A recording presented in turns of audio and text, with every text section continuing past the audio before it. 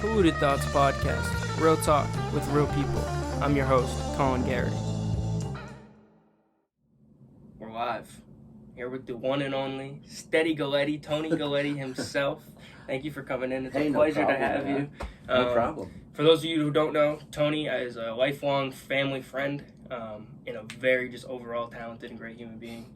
And you were the first person I had ever heard of doing a podcast, like ever. Really? Going on to, you said you and your buddies were like doing it. Yeah. I remember you guys like goofing around and you were showing us some of it like in a car ride onto like to play some disc golf. Yeah. And you just showed me some of it. And so like this funny. is the first thing that first time I've ever heard of that being a thing. I'm like never somebody that's like on the precipice. Yeah, good word. I wouldn't have thought of that word. Yeah, I'm never that person. I'm always like, usually I'm 5 years behind. And I'm like, you guys should check out podcasts. I'm like, yeah, we've been doing it for like 10 years, man.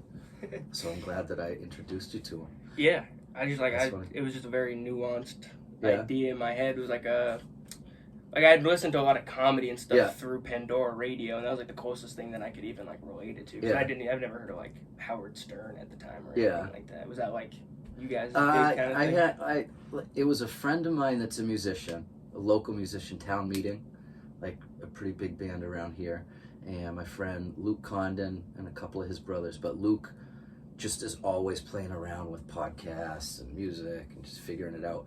And so he was like, I think I want to do a podcast. And at that time, I didn't really know what it was. Yeah.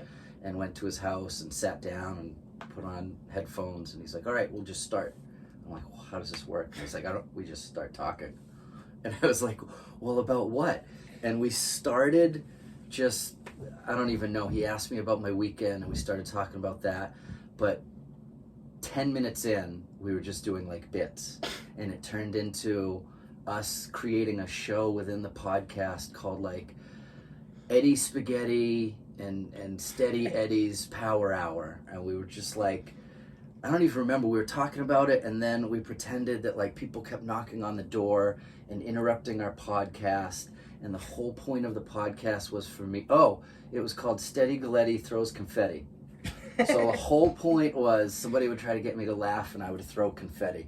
That was like the whole point of it. And we kept having people that was us, like be characters coming in, trying to like make us laugh. And if they did, I'd go, hey, and throw confetti. And that was the whole podcast.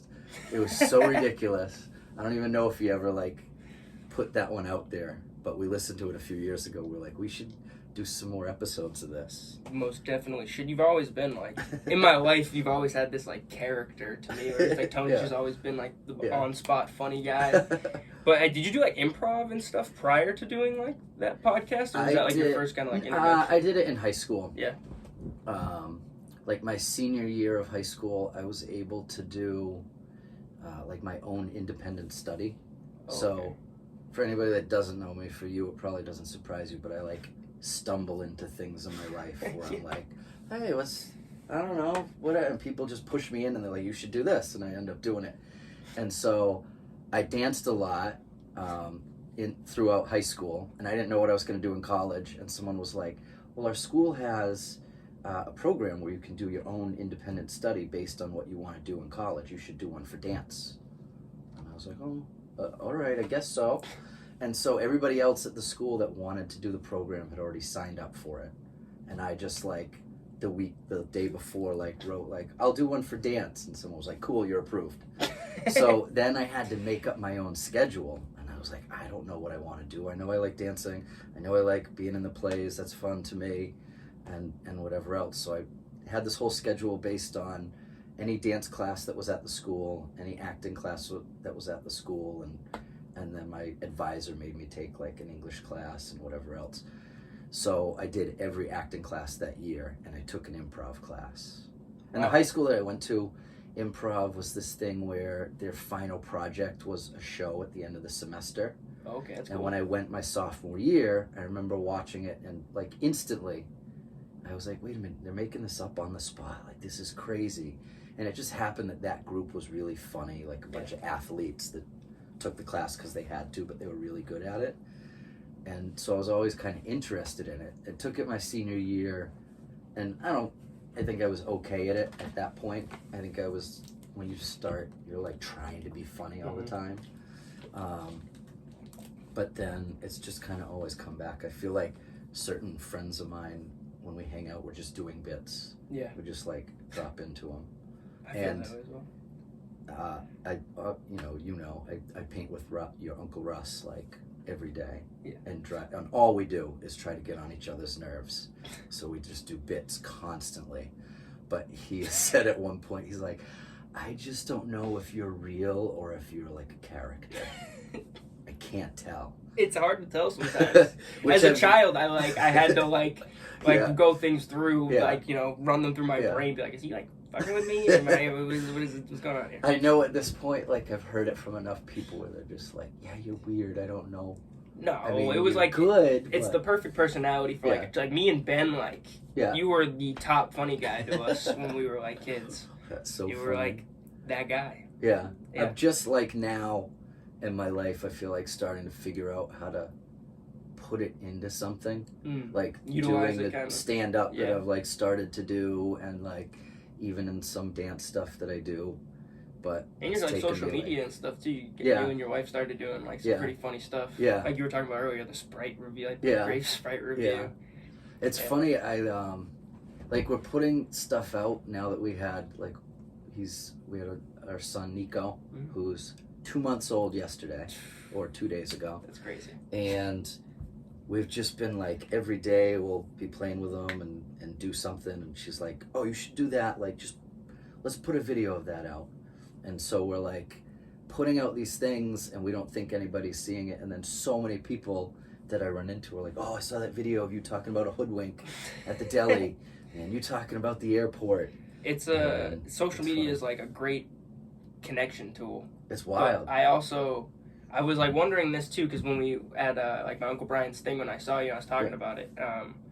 Like, I know that like a lot of people are like timid about putting their baby on the internet and stuff. Is there like any has there been like getting millions of views? Is there like I feel like at some point I'll probably make that a joke. Yeah. Like, oh, I think I'm supposed to be protecting him and not putting this out here.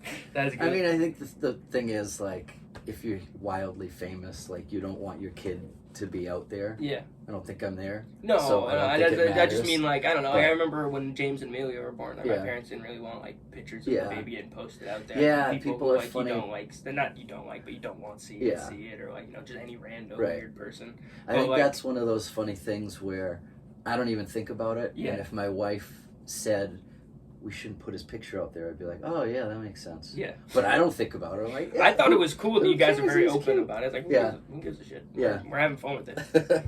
And all the comedy that probably came from just having a baby. Oh my like God. Every second of every day, I'm sure you're just picking up bits from my comedy book is like doubled in size just in the past 2 months, I feel like. That's so cool. Yeah. That's so cool. Yeah. With like the comedy stuff too, is that like a big jump?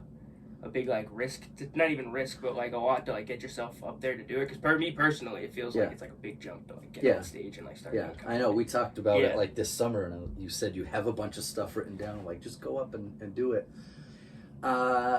It was for me to do it like the first time or the first couple of times, and I realized like when I was in high school, my senior year, me and a friend were the ones that did like the announcements at like the all-school assembly. Okay. So the school that we were at, every Friday there was an all-school assembly. Everybody's there, and like someone from the student union would come to us and be like, hey, we're doing a sale this week for pizza. Can you let guys know? And we'd like make up a skit. So I was doing comedy in front of people, but not really like realizing you were even doing it. It was just like me and a buddy up on stage, and all my other friends were like, you just did that in front of the whole school? Like no one laughed. It wasn't even funny. And I'm like, It's funny to me that they didn't laugh. It was cool. So I've done it for a while, but I've always been like I've hidden in it. Yeah. So I've been like a character in it, or I've done it with dance. I was gonna say, like, through dance, I'm sure you've done some, like, more, not, like, Mrs. Brown kind of dance, more, like, comedic. Yeah, I've been, like, goofy in pieces, I would say. And, like, it's easy for me in dance, because I'm like, oh, I'm just moving. Like, you're just I'm not really doing like a comedic, jokes. So that is some comedy though. Some people go out there and literally just do like body stuff. That's like what I'm trying to figure out, is how to mix the two. The comedy thing that I'm doing now and my physicality, which I know I've always had. But so you may not know it looking at him. This guy's athletic as shit. He's very athletic. I was. Still is. So actually, when I was living with your uncle in New York, Uncle Patty, in New York, I would just like say things that would make him laugh, and I just started writing stuff down, you know. And I was like, we joked back then that I was gonna do comedy where I would tell a joke, and let's see, I'd be like, so McDonald's has a new size of their quarter pounder. Doesn't that mean they need to rename it? So jokes that like Mitch are Hedberg kind of okay, but like it would take people a second to get it. And then the joke was that I was just gonna like put the microphone on the ground and then pick out someone in the crowd and be like, "You feel me?" And then pick the mic back up and do another joke and put it down, and like the "you feel me" would just keep getting bigger throughout the show. Yeah, and the crowd. And still to this day, I haven't done it, but Patty is like, "Well, that's your that's what you have to do." Yeah. So I started writing all of these things down, like, I don't know, early 2000s, maybe mid 2000s. Oh, wow. And so many friends were like, "You got to do it. You got to go on stage. You got to do it. You got to do it." The friend Luke that I did the podcast with was always telling me to go do it on stage. And then he started running an open mic in Fitchburg at, I think it's called Chibo now, maybe. Oh no, it used to be Chibo. On the back side of Main Street. Back side of Main Street. Now, So he would always do an open mic, and I would show up every night with my notebook, and he was like, "You doing it?" And I was like, No, I'm not ready yet. I'm not ready. Oh no, that was it. I'd show up without the notebook. And I'd be like, I can't remember any of my jokes. I'm not ready. He's like, some night I'm gonna put your name down and you're going on stage. I was like, no. And then I don't know what happened. Like one night it just clicked, and I had my book with me, and I was like, all right, I'm gonna try it. Did you do it with the book? I didn't. You didn't. I had notes on the side, but yeah, I just went up and did it, and I was freaked out. I remember going across the street to the Jade and eating at the Jade and like trying to memorize everything, and I was like, what do I start with? How do I do this? I don't know what to do. Like, I'm not dancing, I'm just talking on stage by myself with no one to riff on or riff with, and it freaked me out. And then he called my name, and I got up there, and I had seen his little nephew like right in the front row, and I already had this kind of in my mind that I was gonna talk about doing crowd work and be really bad at it. So I was like, hey, I've been reading this book about comedy. I want to try it tonight. I'm supposed to, it says I got to do crowd work. So I looked at him and I was like, you, sir, what do you do for work? And he was like 10 or 11. And he's like, oh, I don't go to work. I'm in school. And I was like, oh, what grade are you in? So he told me what grade he was in. And then I looked to the person next to him and I was like, you, sir, what grade are you in? And like, it went so well. And I can still picture the two people in the back that like laughed right off the bat, and I was like, oh, I can do this. Yeah. And then I did it 2 or 3 more times, and then the pandemic hit. Like it was right before, it was like, I mean, it was really spread out. I did it once, and then just schedule wise, because he only did it once every other week or something. Mm-hmm. So I couldn't get there for like a month. And then I went back and did it one more time and was like, oh, I want to do this more often. Yeah. And then the third time I was going to do it, was they canceled it because this thing was starting. They're like, we might cancel because of that. Yeah, it sent like the whole world to like a complete different direction. Yeah, especially like comedy too. Like I think that was like one big thing. Like podcasts blew up during that time. Right. You couldn't, like, comedy kind of changed where you had to watch what you say. Yeah. I know like your comedy is much more clean. I'm sure that you're interested in like some of the dirtier comedy. Yeah. So it's like people got to watch what they say. They can't say it. Right. And it's like, what a weird time to be sent. Were you concerned about any of that? Like it was going back like, into it. I mean, so I mean, as far as the comedy wise, like I wasn't doing it enough. I wish I like knew all the people I know now, because it'd be interesting just to see. You know, I mean, people like Bill Burr or something, they can put out a special and everybody's going to watch it like on Zoom or however he would do it. But people that are just starting out, open micers, or like, people that do 15-minute sets, like they don't have an audience yet, so where are they going to put it out? Yeah. So that would have been interesting to see how people did that. Yeah. And the first like real comedy show that I did a year ago, the guy that runs that started it by doing Zoom shows. Oh wow. He was just sitting at his house, and he's like, I want to see comedy, and there's no comedy out here. And so somehow he put together like a Zoom thing. How'd you feel about that? Because I've heard other comedians talk about that, and they're like, I've seen 50-50 where it's like they kind of didn't like it, and then the other 50% were like, yeah, it was all right. Actually, I didn't see any. Yeah? I didn't watch any like Zoom. The only things I was watching like Netflix specials and Hulu and stuff like that. But like I said, I didn't know anybody like that just starting out that were doing Zoom shows. And I don't really know like Bill Burr and Nate Bargatze and those guys. Like I don't think they were putting out Zoom stuff. Yeah. They were doing like videos on YouTube or whatever that you could go find there. Yeah. That was like a weird task. So weird. Actually, I saw your dad. This is random. I thought of it because you're talking about like you played this past summer at like that festival. Yeah. Right over there. Yeah, no, I was pissed I couldn't see it. And then I saw your dad. Just the other day, like 2 days ago at Hannaford. Oh boy. And I pulled up. Everybody. Yeah. Everybody that I know is like, I saw your dad, and I'm like, Hannaford or Walmart? Everybody. Like everyone over like the age of 65 from Lunenburg, it's like either there or like Asian Imperial or something like that. But anyways, I see him. Yeah. He pulled up like right next to my car, and I'm coming back in. Wait a second, Mr. Guglietti. I was like, I gotta get out and say something. I get out, run over, I give him a hug, I say what's up. Yeah. And I'm talking about like I'm seeing Tony like in 2 days coming on the podcast. Oh yeah, why? I was like, oh, we just blah blah blah. Tell him about how you had first podcast and how like with the comedy stuff, and then he's like, yeah, that show that your dad went to, he was awful. Nice. That's good. That's good that he approves of it. All right. Good to see you. And he's like, all right, when you coming to church? You're gonna come over to our church. I was like, all right, I'll see you. Yeah, I'll be there. I'll see you next Sunday. Yeah. That's funny.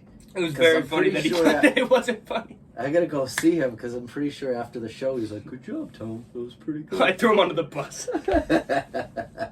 I just outed him. I thought he blatantly told you. My dad would definitely tell me he sucks. Oh, yeah. Your dad will tell me right to my face. Yeah, but he would tell me too if I got on stage. He'd be like, oh, that was awful. You need to work on that. Yeah. He'll call me after he watches this and he'll be critiquing what we did and what we said. He was actually at that show in Fitchburg. That's what he said. My dad was like, I'm glad that you were kind of funny because it would have been really uncomfortable I'm sure you did if I showed up and it wasn't good. I mean, it was literally like the comedian after me joked that it was like a Guglietti family reunion because it was like my parents, my aunt and uncle, and their 2 friends, and then your dad and like 8 other like Lunenburg friends. And I was like, you guys should come. They're promoting this. It's going to be big. Yeah, and blah, it blah, was blah. Cool. The year before it was cool, too. Like, the festival was pretty cool. Yeah, but the year on the other it side, wasn't, like, really, it was kind of confusing where it was. I had to go tell like, people, like, hey, thing. Come over. I'm going to start telling jokes soon. Yeah. It was kind of awkward when you have to herd people in. And then, like, your whole family and friends of the crowd. And that's what you're saying. No, I'm sure you did great. I just thought it was funny. Like, my dad thought you did well. And then and then when I see your dad, he's like, yeah, the show that your dad went to in Fitchburg, he sucked. The whole, like, premise of that bit that I do is, like, I flirt with the audience.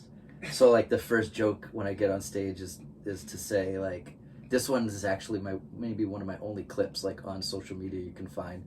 But I get on stage and say, yeah, friends of mine told me if I get nervous up here, I should just picture you guys naked. And I just, like, slowly, like, look at everybody in the audience. And, like, nod to somebody or whatever. And so I did that, but I was like, okay, it's my family out here and my friends, and my friend Mike had his daughter who's 10 and his other daughter who's 13, and I was like, I'm already committed to this bit, so we're gonna keep going.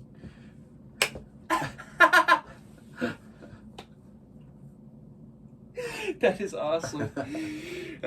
Speaking of Mike, you two are like two of my dad's friends that have always like gone for something and like did something. Like Mike was always like, I don't know, like some sort of like not even along with pursuing like a dream or something like that. Like Mike being graphic designers and you doing what you do. Like you two were always just like a personality everywhere you went. Like that night, I remember the two of you. The night that we went to Kindred Spirits after Martha's thing, it was like Mike walks in is already like yelling and being a character, and then within 15 minutes we have you on stage doing comedy. It was like, what is going on here? Yeah, just like two people that I've always like admired to look at. Cool. You guys like chasing your dreams. Yeah, my dad was always like that too. He's like, Mike and Tony always liked people who were like doing what they're doing. I feel like I think I said earlier to you, like I like gravitate towards people, or it just seems like the people that I end up talking to for more than like 5 minutes. If I'm talking to someone, and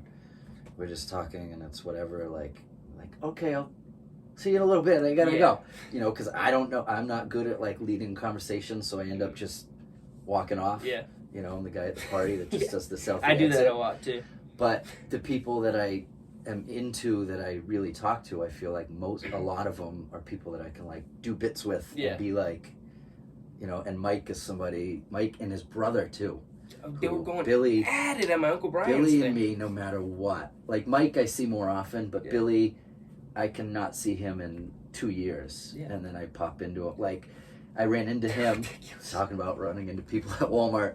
I ran into him at Walmart like last year, and I probably hadn't seen him in 3 years. And I'm like, you know, asked him what he was doing, and he's like, I'm actually doing like private investigating now. And I'm like, I don't know if you're serious or not. But then we went right into a bit, and I'm like, you're like tailing someone right now in Walmart, you know? And then we're just like, I'm trying to look around, like picking out who he's tailing. But he was serious, and he's like, he's like flying planes and being a private investigator. Wow. But he's somebody, him and Mike too, like people that I can just go into bits with all the time. The two of them are like ridiculous together.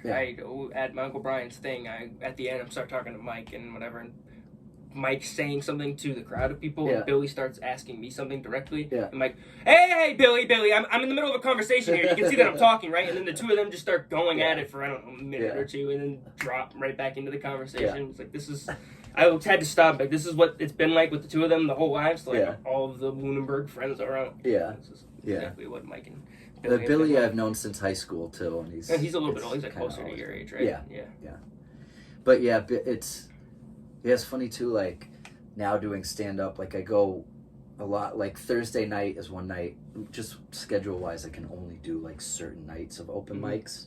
I wish that I had, like, fallen into this when I was in my 20s and had nothing to do, and I'm like, you can do an open mic every night, because that's what you need to do to, like, really get there. So I'm doing it, like, I've been doing it for a year, but if you pushed all of my mics into, like, a little condensed thing, I've maybe been doing it for like 2 months. I feel like so on stage, like straight. 2 months straight. So Thursday nights is one that I go to, a place called Hotel Vernon in Worcester. I know what you're talking about, And I'll go there, and it's funny with comedians because half of them will just jump into bits with you, and you're just doing like what we're saying and riffing, and then the other half, like the quieter guys, are just like really antisocial and just like observing. You know, like in their book, writing down, or just sitting back and watching people. So it's interesting to see the forms, like the different personalities. I think that comedy's such a like intricate, like form of art where like you can't just blow up immediately. I feel like it's one of those where like, you see like Shane Gillis is now considered like the new hot, like he's the new generation of comedy. He's like 35, 30, so he's like pretty old. He's probably been doing it for 20 years. That's what I'm saying. He's been doing comedy since he was like 18, 20 or whatever, like right after he got whatever. He's been doing it for 15, 16 years. It's like straight, and he's the new guy. Like the new, it's a weird kind of thing where you have to like really earn your respect and your props and like gain your flowers throughout the process. I feel like even people that are funny probably like start off and they could do maybe bigger shows, but first you need to like meet enough people to get on shows. But then I think sometimes people are like, you're really funny, you could be doing 20 minutes, but these other people that are doing 20 minutes have been doing it for so long, so they're going to do it and you're going to do 5. Like I see what you're saying. You kind of get pushed like Yeah. out of the window a little bit just based on like the crowd maybe knowing them, or is it more just like the club itself? Yeah. Like homage to them.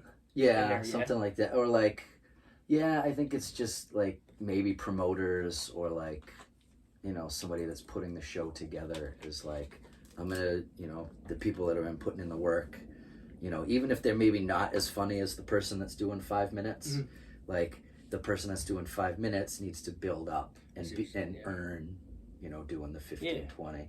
And I feel like people that do jump over that, probably like, you know, regular people watch them and love them, but I think that other comedians or people that are in it are like, you can see kind of look down like, oh man, like I think that's this guy Matt Rife. Yeah, like I've only like just started seeing clips of him like just blow up, and it went from out of he's nowhere. a very good looking dude. So I add a tribute to the whole. You know what I mean, I think that's the majority of the the jump. Right. It's like a. I didn't know he was good looking. I didn't check him out. No. He's a no homo. He is a very, very good looking dude, and like his crowd are mostly females. Yeah. Like, he has like all female crowd for the most part. He's kind of funny, but I see what you're saying. Like, you can like look at his thing and be like, there's like for I think like a lot of comedians are like, who is this guy? Like, why is he has a Netflix special? And people are like, who? There's so many people that should have it before him, and unfortunate thing for him is like, even if he's funny and should get it, people are like, still gonna look at it. But there's 10 other people in line. I see what you're saying, where it's more of like, not even there may be holes in his comedy game, but it's like a lack of respect from the other comedians who have been putting in more work, and it's like, this guy gets something that I don't, a bit of resentment. And it's a weird thing. I mean, it's probably like a sports thing too. It's like, I mean, if you can play, you can play, but still like the freshman gets the spot over the junior. And people are like, but he's been putting in the work. Sports is different because you're trying to win a game. So if the freshman's going to win the game and the junior isn't, you put him in. But there's still a little resentment. I can see what you're saying. From the upperclassmen. Yeah, 100%. I can see how that's like an odd situation to find yourself in. I'm sure it's odd for him too. He requested grape soda in the green room, so he got what he asked for. And if anybody's wondering, this is Tony on the shirt, the one and only. He was. I haven't heard the end of that from your dad to this day. I think if it was just the jump and my jacked up chest and arms, which weren't that big, he just kind of. Were you hitting like the 1 minute of push-ups right before you did this? Oh yeah, 1 minute straight of push-ups. But I think the local artist that did it, he buffed it up a little. He hooked me up. But if it was just the jump, it'd be fine. But the fact that he put wings on it, I always still was that Martha's idea? Probably. Yeah. So I always still to this day, your uncle and dad come over, and sometimes your dad will just look at my back, be like, "Oh, I didn't know. Where's your wings at?" Well, they always have the like Tony being the golden boy of the guild resentment. They're always a little tight about that. You're a better dancer than they can't. I earned it, boys. No, I didn't. We all have, myself included, like, think we're the best at everything. So when you can actually see that you're not, and it's like a visible distinction, then, you know, it's hard to bite the bullet. You'll just take shots at them instead. Yeah. That's kind of the whole Garrity thing there. What you're talking about, like your draw to people. Yeah. And like, you know, anyone you can have a conversation for more than 5 minutes with you are attracted to. Yeah. What attracted you to like Martha in the guild? Or was that like a parent decision? No, so it's always funny. I've told this before, like when I was dancing in New York, after shows you do a post-performance discussion. Mm-hmm. So you're on stage, like still sweaty and like whatever. And, like a Q&A from the crowd. Yeah. And a lot of times they'll go down the line and ask like, how'd you guys start dancing? And it always made me laugh, and usually made like audience laugh when I told it. So my friend, I was in, I think, 4th grade. And my friend's mom didn't want to pick him up from school, bring him home, his sister here, and blah, blah, and do a million things. So she forced him to take dance class with his sister. He didn't want to do it. So he got 2 friends from the baseball team to do it with him. Oh, he's like, if I have to dance, you guys are going to dance. Too? So they'd come to school, and like, I think, like we said, 4th grade. So they'd come to school, and they'd be talking about like, I mean, usually they'd be talking about some girl. And they'd be like, oh, did you see her? And blah, blah, blah. And I was like, what are you guys talking about?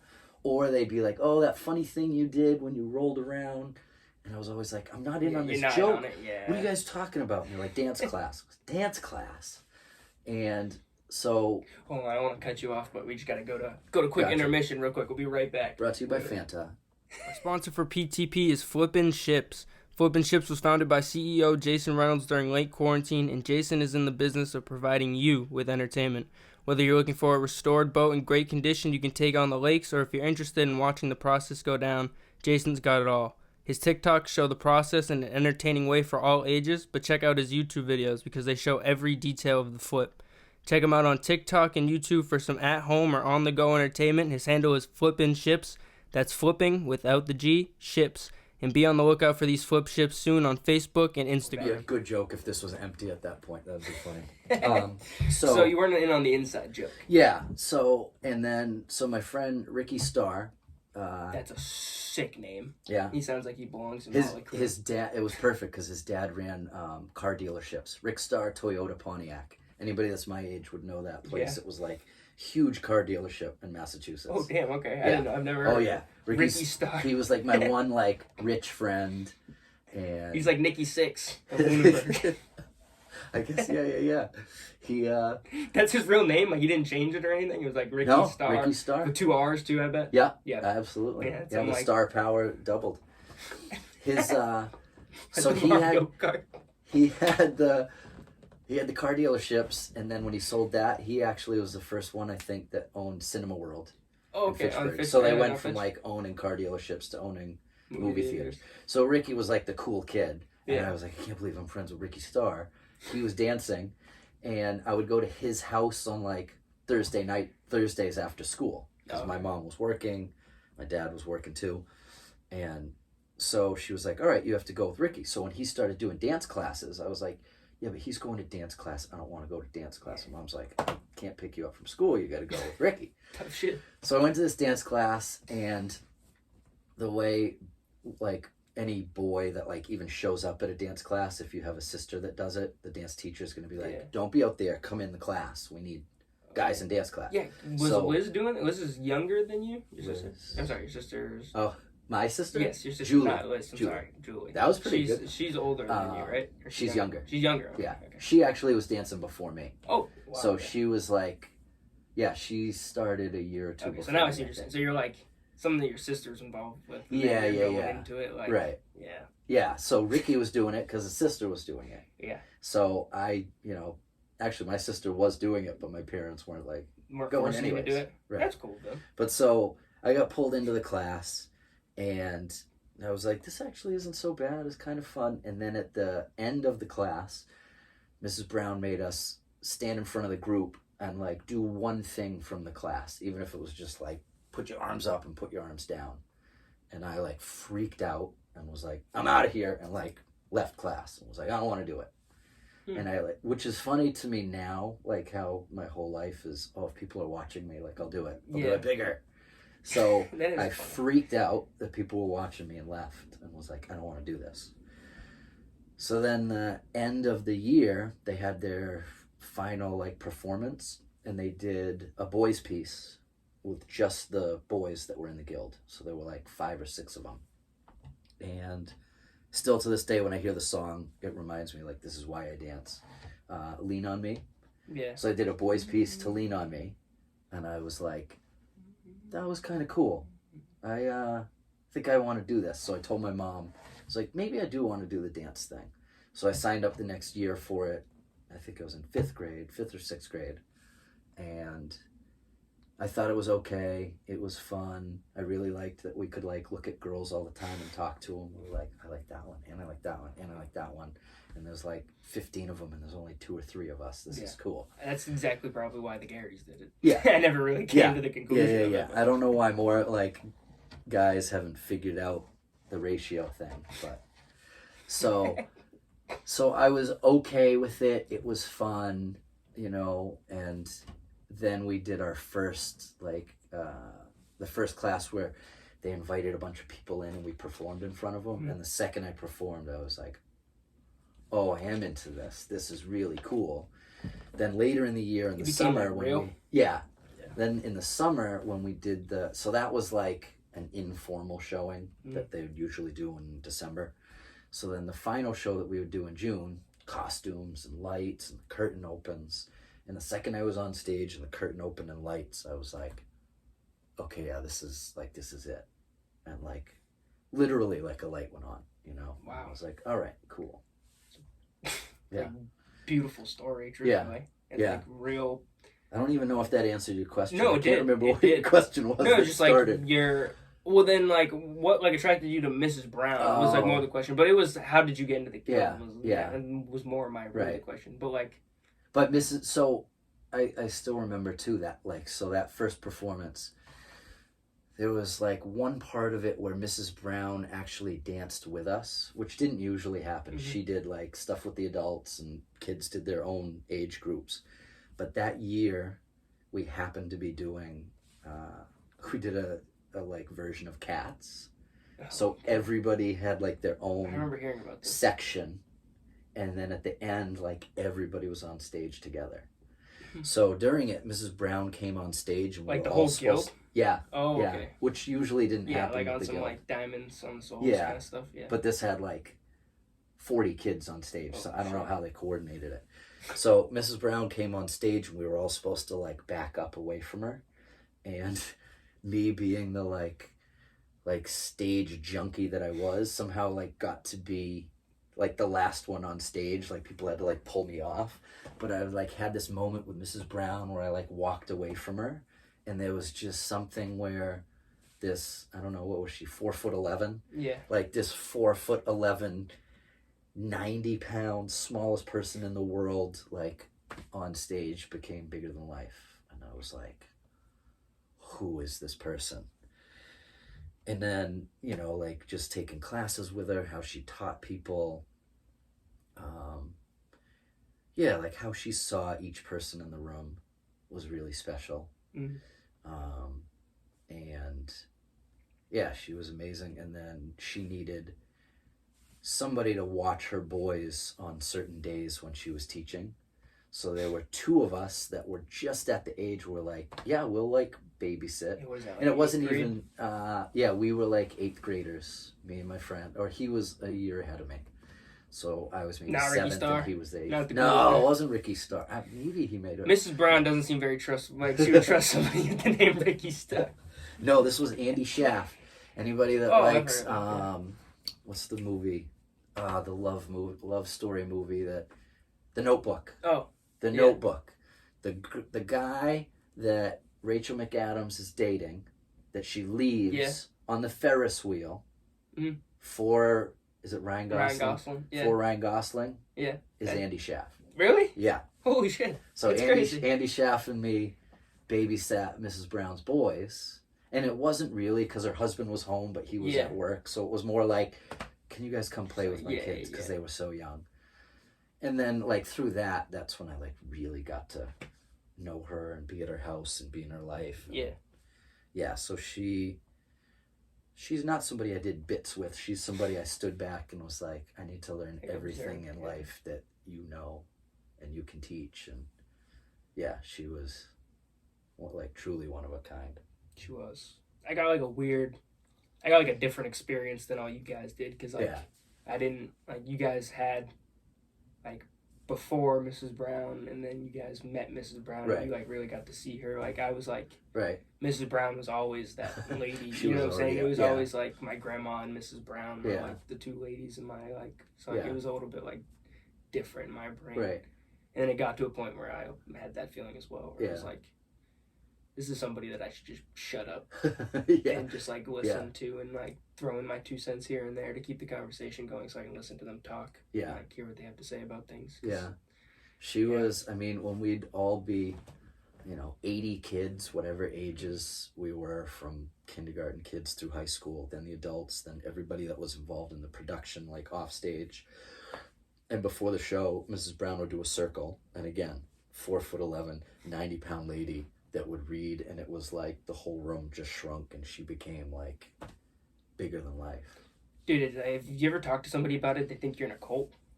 Oh yeah, a lot of people in Lunenburg that weren't involved with the guild. used to say like that it was a cult. She had like the very like, without being a cult leader, very like that kind of following, the way that we even like if all it was a speak cult, about her. it was a cult that like everybody should have been involved with. Yes, How about that? cult like, of love. Yeah, exactly. Yeah, the cult that like there should be. The cult of being like a good human being, like genuine. Yeah. Yeah. It was like because like I don't know. Obviously, like I knew you guys my whole life, Yeah. so it was like when I got thrown into the mix, it was like, Yeah. this is like what everyone does. Right. Like this is just my blood, my Yeah. ancestry kind of thing. It was By like, the time you got there, you're like, oh, this is what we do backstage, and these are the games. But we had to work and figure them out, figure out the games. I guess like figure out all the stuff you play backstage and all of that stuff. Yeah, I kind of got like grandfathered into like this thing, you know what I mean? And it's also for, like you said, males, it's a little awkward going into like that dance thing. So by the time I got to like my age, it was like it wasn't like I had a choice of like, you know what I mean, should I dance, should I not? It was like everybody, that was the cool thing to do to me. Which it's funny because like if you talked to, you know, your dad, your uncles, me, any of the friends that are our age, Mrs. Brown's kids, like you're like, yeah, like boys dancing, it's not that weird, it's the guild, blah blah blah. Step like one town over, and like I mean, all the dancing I've done in my life when I'm at studios or at colleges or wherever teaching, and I tell people about dancing in high school, and they're like, oh, you were the only guy in the studio. And I'm like, oh no, we had like tons of boys. Like we had a boys' piece, and this and that, and like everybody's like, how did you have this in a small town? Yeah, it's like and I was like, it was somehow the teacher, like when she started, she went to like, she'd be at soccer games and be like, is that your son? He should be dancing, and like somehow just got a few guys involved, and then that blew up when they like brought more friends. And I don't know why other studios like, you know, haven't figured it out, but I haven't been to another studio that has figured it out. So we were in like this unique situation that we don't know was that unique. Yeah, I see what you're saying. It's like so unique and bizarre that we just, it's normal for us. It's normal. Yeah. So maybe we were in a cult. Yeah.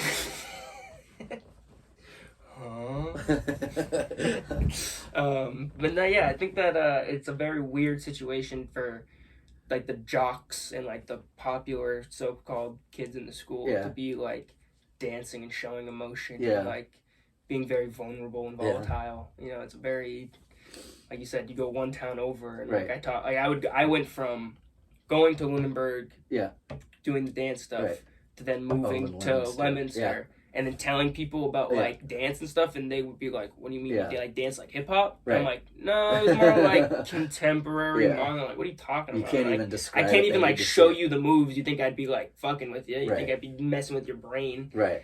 Like, it's like such a unique situation. I think we've all been blessed. I was a part of. And it, like so for I don't know. I taught for almost 10 years, 6 years by myself.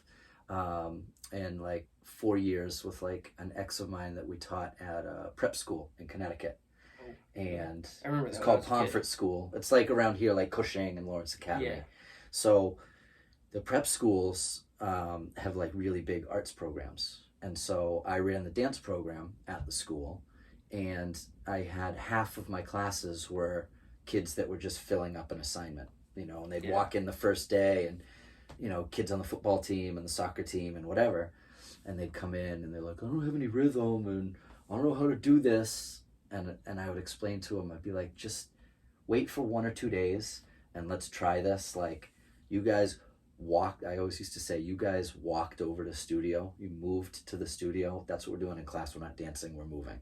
So I did different stuff than what the guild was, but figured out a way to make dance like not that intimidating to people. And I was like, I can give an assignment and walk anybody through like making up movement that doesn't think they can do it, and they might not be the best dancer, but I can at least get them to like move through it. But I'd always be amazed that like halfway through the semester, these, you know, big burly kids, or these kids that are just like too cool for school, and they're like, I'm just here for the credit, I have to take this, halfway through, they'd come in and be like, hey, I saw this kid doing this thing on the quad the other day. You want to see it? And they'd like show me like in movement, you know, like making fun of what happened in a sports game or whatever, but they'd be like moving, creating something. And I was like, oh, you guys are into this dance class. And then I also realized how excited they would be when I'd give them an assignment and they'd be off in their own spots in the room. And I could see a couple of them be like, when are we going to show everybody? I want to show them. I have this one move where I like pull out my heart and I do this thing, and like they're excited about what they made. So it was an interesting thing where, you know, a lot of people aren't exposed to arts and dance and everything, but when people are and they're put in the right environment, it's like turns into something really cool and special. Yeah, I think it's like a very strong without like, I don't know. You can go out there and you can do a speech or like you can do the comedy. It could hit and resonate hard or like strong, but like it's a little different when somebody's not really saying anything and you're like a music speak and like move a body. It's like reminiscing and watching those like old guilds that like throws like emotions at you. It like fills your body with something. It's like I don't know. Yeah. It was very shocking. To me, and like the fact that you know you and Mrs. Brown like can like do stuff like that with human beings, like you're like playing with your mind. I know you know and you're aware of like how she would do that. Like how like I don't know, my grandma does that shit too. She'll set you up, you know what I mean? She'll Shanghai you. She'll like put you into like a direction that like you may not want to be in the situation and you're like, wait a minute, why'd you do that? Exactly. Yeah. The dance was like huge part past Mrs. Brown too. You ended up going to like NYU to dance and like New York professionally dancing, right? With like Uncle Patty and like they all came up afterward. It was. So I started with the guild, and then I transferred from Lunenburg. I ended up going to Lawrence Academy.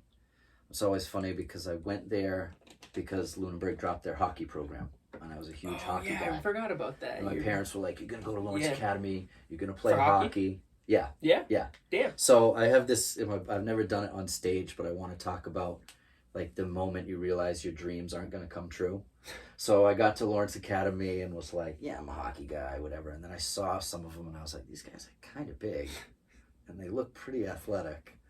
So they had like a captain's practice before the season started. And there was a kid on the team who was already committed to BU. And by the end of his junior year, he got drafted. I don't think he played in the NHL, but he was like a 2-year captain. Were you a senior or like a no, I was a sophomore. Oh, okay. And this kid he was only 1 year ahead of me, actually. Or no, he was a senior, actually. So he was committed to BU, and then after senior year, he got drafted.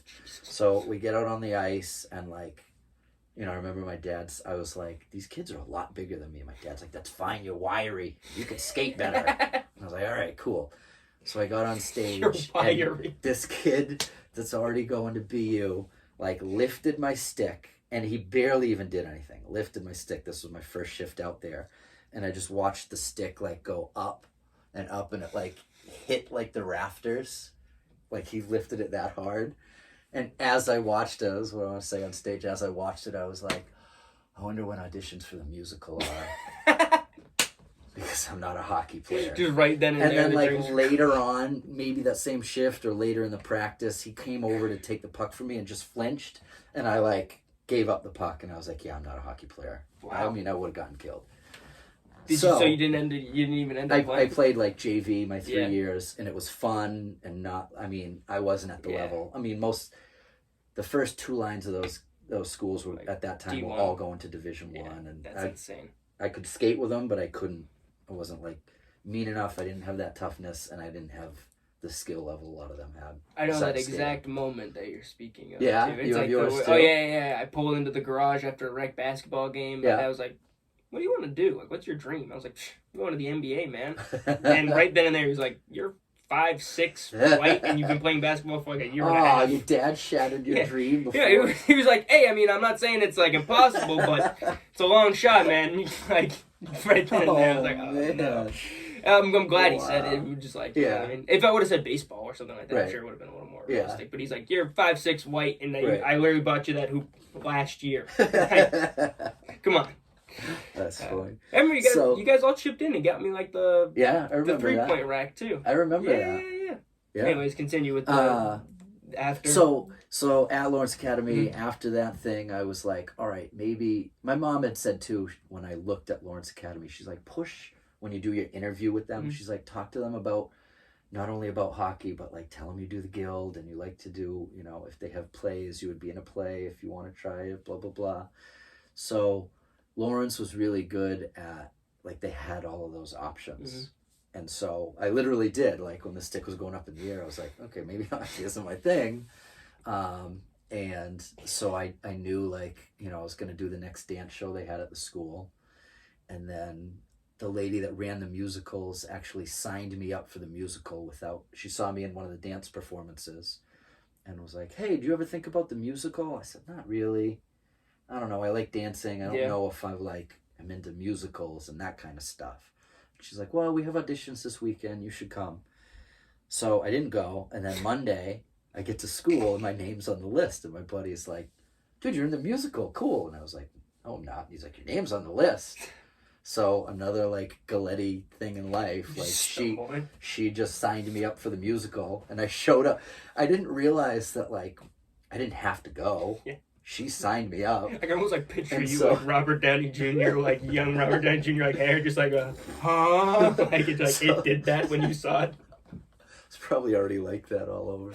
So I just showed up on Monday and I'm like, am I supposed to be here for rehearsal? She's like, yeah. And I was like, okay. You weren't like, what you doing? You signed me up? You just were like, whatever. Yeah. So that was I like got into the musical and was like, all right, this is kind of cool.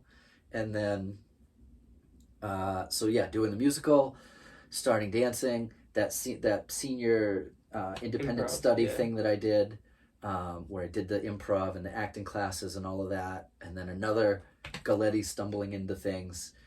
My dance teacher was like, well, where are you looking for colleges? And I was like, I don't know what to do. And he's like, well, you're gonna dance, right? I was like, oh, I didn't think about it. I guess that's the only thing like every day I could picture myself doing. So he's like, here's some schools to look at. So the schools that were on my list was NYU, Juilliard, and Boston Conservatory. You know, like who stumbles into those schools? So I got into Boston Conservatory and NYU. I didn't get into Juilliard at NYU audition, like your dad said to you. I did my NYU audition and the teacher was like, where else are you looking? I said Juilliard, and she was like, oh, you're not going to get in there. And I was like, oh, okay. For some reason, right. I feel like that's a little less rough than the hockey stick moment, like them just giving it to you.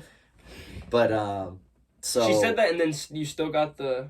I got into NYU, not into Juilliard. I know, but she was at NYU, and you told her that she's like, you're not gonna get in there, but maybe we'll consider it. We'll take you here. You got. Well, NYU is like a different. They look more for people that like create their own work, and kind of like at the time they were looking at people that were like weird and quirky, made their own work, whatever. And Juilliard was really like uptight. You've been training since you were like 5 years old. You can do everything. Yeah. NYU was like that for the higher levels, but then there were like my like middling level that I snuck in because I was a guy too. I never even thought about that. So you get such an advantage being a male dancer, male like theater art. When I was teaching at Pomfret, one girl came up to me one time that was taking my class just recreationally, and she's like, "I think I want to go to NYU for like dance or acting." And I was like, "You realize that most of the people that get into that school have been doing the thing they want to do since they were like 4, and you just started last semester and you're 17." But I said it a little craftier than that. But I was like, well, let's just go over some numbers. And I said, well, when I auditioned, and that was years ago, it's more now, they had an audition in New York, auditions in Florida, Texas, and like LA or something. And each of those were like a whole weekend. So they're probably seeing 4 different groups of kids each day. And in each group, there were 30 girls and 1 or 2 guys. Yeah, that's crazy. So like my audition, there was 2 guys. And after the ballet part, they just cut us in half. So there were 30, say 35 in the room. After ballet, they're like, okay, this number, stay. And I was like, wow, those girls were really good. I'm like, why am I still in the room? And then I was like, oh, because there's only 2 boys in here. So then you do the modern part of the audition. and they cut down to like 5 or 6. And then after that, they let you show your solo. So you had to have a solo like created. And still to this day, I always think, I'm like, how many people do they miss? Because they told me after my solo, the lady came up and she was like, your technique's not there. We're taking you because of your solo. And you have something. I see. How many people just get skipped out on because they can't do like the ballet or the modern? Unfortunately, it's the girls. Like the guys at that time, I don't think it's this way anymore at NYU because more and more people audition, I'm sure. But at my time, like if you were a guy and you went to the audition, you probably at least got to show your solo. Yeah. But the amount of women that like didn't get to even show the solo there, and then they told me they were taking me because of my solo. And I'm like, how many amazing people did you miss out on? I always think that that's a funny thing when you get like the backhanded compliment for something you're trying really hard. I remember like JV basketball, I walk in, the guy's like, hey, you're all right at everything, but you're not good at anything. You know, being like, is that like, he's like, yep, you're on the team, have a go. I was like, I don't know how to feel about what you just said to me. Like, I'm happy I'm on the team. I don't know what to feel about that. Sounds like a t-shirt or something. You're all right at some things. I'm all right at everything, not good at anything. That's actually not a bad t-shirt. That's pretty good. Be a good podcast name, too. It would be. Actually, you were talking about, at the very beginning, like right before we even started, how your friend had a podcast with, like, his 11-year-old daughter. Yes. We were talking about starting, like, a podcast where we do, like, you've met my cousin Johnner, right? John? Yeah. Yeah, Foreign. Yeah. We were talking about starting one with, like, him and, like, maybe my dad, too. And then, like, me. And, like, I'll have, like, a rotating schedule, like, my buddies. And then, like, we'll have, like, a rotating schedule of, like, older, like your generation. That's cool. And he really wanted to call it Don't Get Cute With Me. And it's, like, we're coming to them with, like, advice about something. You know what I mean? Like, ask them about whatever it is. And then he'd be like, hey, come on, don't get cute with me. This is how you know what I mean? And I always thought that was, when you mentioned that, I thought it was a great idea. That is a really good idea. The multiple, like, generation talk. I like that. It's a little, it's a little bit different because, like, in this thing, I'm trying to, like, coexist. Right. You know what I mean? But then we really, like, differentiate the... I feel like that'd be a podcast I would definitely listen to. Yeah, I mean, I won't steal that idea. You can't steal mine. Me and my friend Luke, the one I did the first podcast with, I went to my... You presented to me before, you're like, don't steal mine. My little friend's, or his son's T-ball game. And if you've ever seen, I mean, you played T-ball. You ever watched a T-ball game now? My dad was the T-ball coach. It's like when they hit it and the kids run in 5 directions and this kid's running to the bathroom and blah, blah. So we wanted to do, like, or I still want to do it. Maybe if my son ever does T-ball, we want to go to a game and do play-by-play. Yes, and try to actually do play-by-play of the game. But then also maybe like interview the kids after and be like, great game. What kind of ice cream you getting? That is like one of the best ideas I've ever heard. Yeah. If he doesn't want to get in on this, and like when Nico gets of age, I'll sit down at that table with you and I will 100% do that. That's awesome. That'd be awesome. And like my dad was the T-ball coach and he wasn't a dick. But, like, I couldn't imagine him like stopping the game and making kids do push-ups because they ran to the wrong base. It was just like him trying to be very like PC, I guess you call it these days, like very just loving and caring over like, you know, them doing whatever they're doing. Me over like trying to be like super serious playing shortstop. I remember I was playing second base and I was like into it. I look over and the kid to my left on first base is just building a sand mound at first base. And like my dad, like I watched the whole like interaction. I look over to him, my dad goes and like slowly goes, hey, great sandcastle. Mike, you know, we're in the middle of a game here. Like, do you mind not doing that? Building that castle? Like, we can just take a break here, bud. And kid just kicks the sandcastle, runs off the field, like, crying for his mom and stuff. Yeah. I think I'd be a bad T-ball coach because I would have gone over and been like, that's great. And sat down and been like, you know, could do a second level, and I'd end up like doing the sandcastle and forget I'm coaching. You know, actually, I was thinking I might have a little bit of tools in the back of my car. I was thinking I might have some molds. You gotta do something with the foundation here. I don't know. You need to start bringing molds. Bring the other kids over and be like, hey, come over here. Sorry. Can you work on the stairs? I know he's batting. Don't worry about that. We need you to shape this part. Blue. It needs a roof. Blue, I'm gonna need it on. Everybody, bring it in. Bring it in. I don't. It's not looking too structurally great over here, all right? We need a little bit of something at shortstop going on here. We got to start building the town, okay? What's going on here? No goalies, no nothing. Yeah, but that was funny when Dad was a coach. I remember like him trying to like deal with the children like politely because obviously the way he. How did you like? My dad coached me in hockey, and I couldn't stand it. Like, I mean, I didn't realize it till I had other coaches, and then I was like, oh, it's so much different playing for someone else.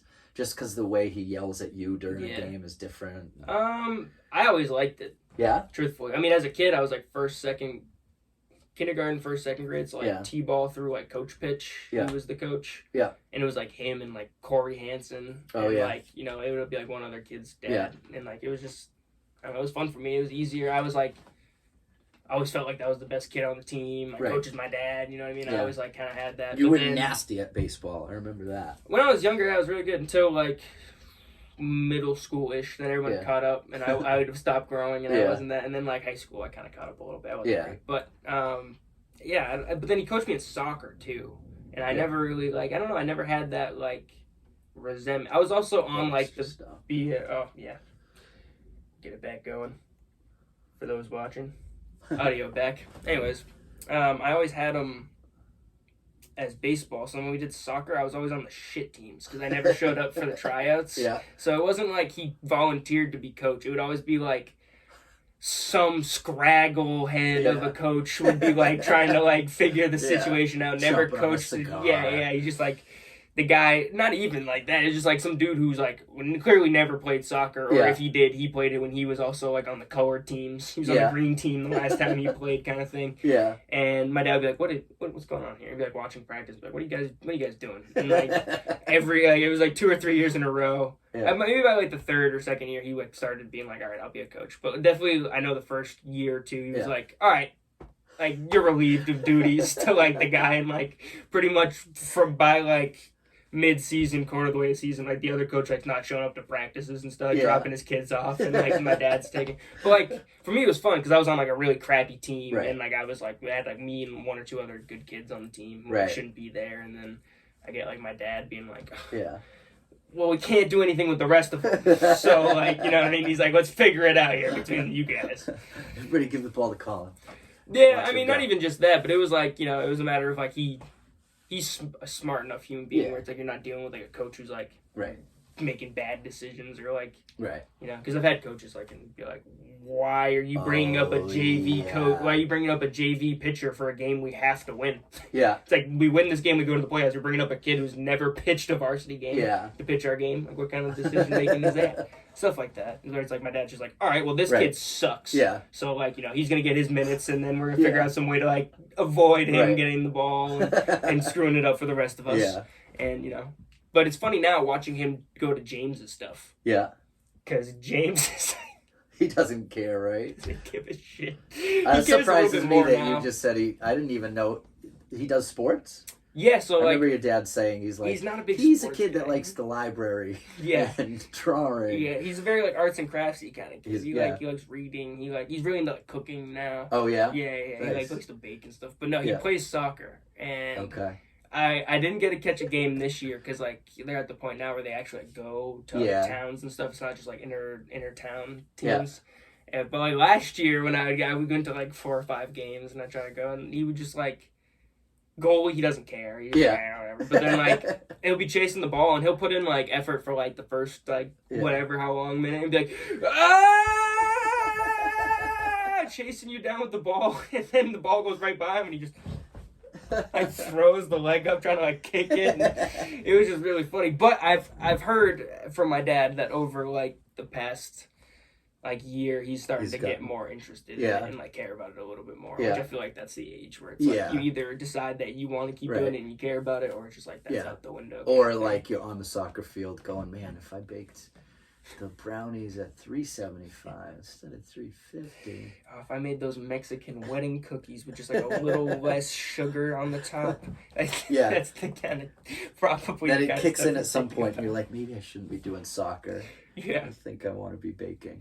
I think just that age, you're not like fully self-aware of what's going on, so you're just like, it's just whatever. I'm on here. I'm thinking about this. Yeah, I think it's weird because like my dad in sports was like, not that you have to win, but it was like if we're not trying to win, what are we doing? You know what I mean? And I think that's a good principle to carry on with life as well. But then is like the counter to that, where Yeah. now it's like, who really cares? Your dad used to get mad at me playing, actually, like at your birthday that we used to always do, we'd play volleyball or whatever. And I just want to, talking about like, we were talking earlier about like riffing with people. Like, I want to play sports because I'm like, oh, these people are fun. This game is fun. There's a lot of laughs. It was kind of fun. And your dad was like, you just don't care if we win, do you? And I was like, no, not really. No, this is your son's third birthday party. Playing volleyball with all the parents here. This is not a volleyball league. Don't care about winning. This is your son's 5th birthday party. I started playing like beach volleyball. I remember you played like volleyball back in the day. Yeah, and like it was like a pickup. Like we just met on Wednesdays and played volleyball in air at this outdoor thing right by a lake. For me, again, it was like, oh, it's by the lake. I get to take my shoes off in the middle of the summer after working all day. I'm in the sand. This is fun. And then at the end of the summer, they're like, let's do like a 4-on-4 tournament. And like, you know, the winning team gets a little money and then we donate some to charity. We're all like, cool, nice. It was right around the time of your birthday. So we played volleyball at your birthdays. And I was like, I asked your brother. And I think we had, I don't even remember who else. There were 4 of us. We put together a team from your barbecue. And then we went to play at this tournament for charity and for fun. And we did all right. We won a game or 2. We lost the next one. And then a team showed up late. And because of the way it was structured, like they got to play like 3 games in a row and we had to wait around. So we didn't. So you cooled off. You weren't hot anymore. Yeah, exactly. That's why we lost. So we lost. We clearly weren't as good as some of these teams. So we lost, and your dad was so pissed that the other team got to play games in a row. He's like arguing. And then we were like 2 or 3 games away from like the finals. It would have taken another half hour. And I was like, I want to stay and see, you know, my guys like that put this together, like play in the finals. And he's like, we're out of here. I'm your ride. You're going to have to get a ride from someone else if you don't come with me. We're out of here. And I was like, okay. And I'd go to my buddies and be like, yeah, my buddy Jim wants to leave. We lost. He's not happy. We got to go. So, yeah, there's people that want to win. And then... well, it's funny because now he's getting like away from that. And it's more like, whatever. If they're having a good time, they're having a good time. Whatever it is, what it is. I could give a shit if he wins or not. He's like, they're on the E team. They're on the E soccer team. They're playing like... Clinton, they're getting scorched by Gardner. He's like, what do I care? Like, I think it's just a matter of like how much effort are you gonna waste in your brain with that. Yeah. I remember one year though, I got fucking volleyball. He just took the ball and just kicked it straight up. Every year. Straight up into the tree. He's that one angry friend that will just kick it into the lake or kick it into the woods and be like, fine, game's over till somebody goes to get the ball. Yep. You always have that one friend and it just happens to be your dad. Very true. Very true. I meant to start off the podcast with it, but you used to do the, walk it out, walk it out, walk it out, and you'd start from like the back, you'd start like way back from the line, and then you'd walk it out, then you'd serve it, and I used to think that was like the funniest thing in the world to me. I forgot about that. I've started playing again. There's a place in Lunenburg that has like 1 day a week. It's mostly like older dudes, which is funny for me because older, they're like in their 60s. No, they're like, there's been a couple of kids that show up that are high school kids that are pretty good that play in Fitchburg, I guess. But I should bring back the walk it out. I forgot about that serve. Because I show up with my friend Luke and they don't know what to do with us. Because they're pretty serious about playing. And we're playing and we'll just call out the score. Someone will be like, 4-6, 4 serving 6. And I'll just yell out and be like, Krejci. That was David Krejci's number. I'm like, I'm serving what? Mark Norman. 3-7. And I'm like, oh, that's Patrice Bergeron. So people are like, oh no, Tony and his friend Luke are back. Serve and all right, So this summer I should do the walk it out serve. I forgot about that serve. And you'd be like Happy Gilmore to all the like old dudes when he's at the hockey tryout. This is my puck, baby! Don't you ever touch my puck! Like Spike. What was the one? This summer we always like to disrespect the other team. And for us, that just means that when you're supposed to roll the ball under, we like just put it over to the side and then we just like walk away. So this summer at one point, Luke and I were on opposite teams, and of course we're right in the net in front of each other. Everybody else is like, should we just let these two like do their own bits and just play like past them, because they're just here joking around.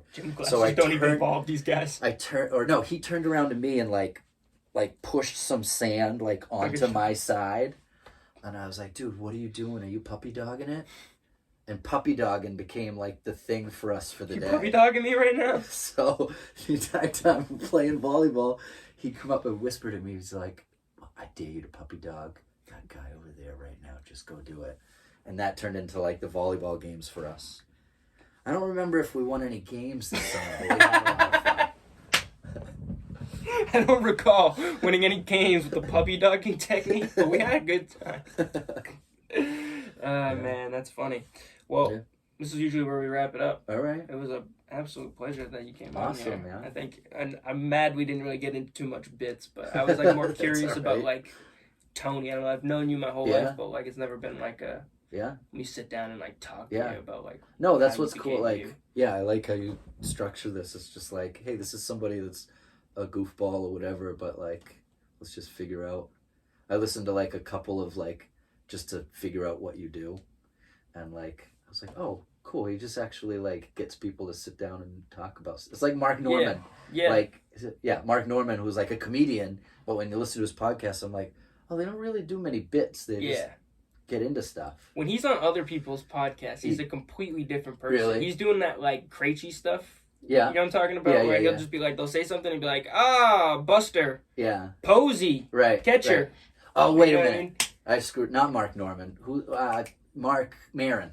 Oh, Mark okay. Maron. Yeah, I know what you're talking about. Yeah. That's not that weird. That's not that weird a stretch. No. My brain can do other stretches where you're like, that's nothing like Mark Norman. Mark Norman, Mark Maron. Well, they're both the Mark same. Maron's podcast, he'll get like, Louis C.K. instead of doing bits to cry about like his childhood. Like he's, I don't know how he gets it out of people, but he's like his podcast. You think it's going to be a comedy podcast, and it isn't really. Yeah, I mean, I feel like it always goes like one way or the other when it comes down to these things where it's like either like also it's like if I have somebody on like a lot, like the more we do this, hopefully we do this more often. It'll be like we'll start doing those like a whole sitcom kind of like, you know what I mean? My new little book, my Christmas present from my wife. Look at this. I got a whole system now with my comedy. Do it on my phone, then I transfer it to this, then I transfer it to note cards. So next time I'll just go through some I need to bits get with the you. notebook. I do it on the phone, but the idea was to do that, like transfer it into I like long to write form. it down. Yeah. I'll do this in a car or, a voicemail, but I can't, like guys a lot of times go on stage now and they're like, their phone. Hey, fish are funny. And they'll do like their bits on fish and then they'll scroll through. Like I can't do that. Yeah. I have to have it like written down for I would have to. It's a little too much for me to like. Yeah. Maybe like my first like open mics I want to go up with my book hopefully and like. We gotta get you to one. I want to go soon, very soon. Come see him at Hotel Vernon. I'm gonna get him to do one. I'm gonna do one very soon. We're gonna move. Actually, me and my buddies are moving to Worcester. Really? So yeah, the idea was hopefully like easy. I'm gonna have like more time to start doing like stand up and open comedy nights and stuff like that since it'll all be right there. Yeah. Actually, real quick before we end it up, I have a comedian friend, Sam Buck. You might know who he is. Yeah. You know him? Yeah. He's a pretty good friend. Wish I knew him better. Like I'm like, whoa, Sam Buck. He's like big in Worcester. I mean, he's big in Boston. He was just nominated for like some awards. Yeah, he's a super cool guy. I had him on the podcast like a couple weeks ago. Oh no way. Yeah. He's actually from Lunenburg. Yeah. Yeah. I didn't know he's from Lunenburg. I knew he lives out this way now. Yeah. Yeah, he's a super he's cool really guy. funny. Yeah, he's like really into like the like music scene too. Yeah. So like that's where like I met him first was through like his podcast when I was first starting this, and then I saw him do the comedy. I was like, what the hell, bro? Yeah. Like, you like all the stuff that I like. Yeah. And then I talked to him. I was like, "You're from Lunenburg, bro? Like, what are you talking about? I don't know. Why don't I know you?" Nice. But yeah, I want to start doing that with you. Cool. I want to come watch you probably do it like one or two times before I get up on stage and do something. So you said Thursdays usually. Yeah. Yeah. I mean, there's pretty much I think a lot of comedy scenes are like Sunday through Thursday. You can find open mics, and then like Friday, Saturday it usually shows. Like people lined up. Yeah. But there's any night of the week, there's good open mics. I think like if I lived in Worcester and I wasn't into comedy, I'd you know, if a bar had it, Yeah. I'd be like, oh, cool, go see some. It can be really bad. I'm sure. But Worcester has a pretty good comedy scene. So I feel like you're going to sit through 2 bad comedians and 15, like, pretty funny comedians in Worcester on any given night. Good. I think that, you know, I think it's also a good place because it's not too, like, PC or, like, too, like, gentrified. I don't know what the word is to completely use, but, like, it's not like a whole, or, like, there's, like a big college scene. Yeah. Like, I guess there is, but, like, I don't know, it's more like Boston. It's like, people are like, who gives a shit? Right. We're kind of for the love of the game. Yeah. Hopefully I'll be getting a job. I have, like, some interviews right there, like that Hilton Garden Inn. Nice. So I could be, like, right there on that strip. Sweet. Hopefully start getting into some stuff nice, here. dude. Yeah. Well, Tony, thank you for coming on. Hey, man. no problem. It was a pleasure. No problem. Everybody go check in. What is your Instagram name? I always have to ask my wife. She's like, you got to be better at promoting. So mine is Tony Boots. Okay. But we post things more on my wife and me, like our dance company is Decent Dance. Decent Dance, yes. Okay. We thought it would be funny, like at shows, to be like, I mean, they're decent, you know. So Decent Dance. Yeah. They're decent. So I might start doing some comedy / dance combined shows at Sterling Street Brewery. Okay. I don't know if I really want to promote it yet because I still have to talk to them. But we're in emails back and forth. Cool. But it might be like Decent Dance presents a night of comedy, blah blah blah. Cool. So Tony Boots on Instagram, Decent Dance, and then I usually don't even know how to post it. My wife posts it for me. I get it on my phone. I'm like, this is a funny video. Can you do something with it? You got to make a. Actually, I don't want to give it away. We'll talk about it after the podcast. Everybody go check out Tony. He is the best. And I'll leave everybody how I always leave you. Peace and believe in yourselves. Catch you guys later. Deuces.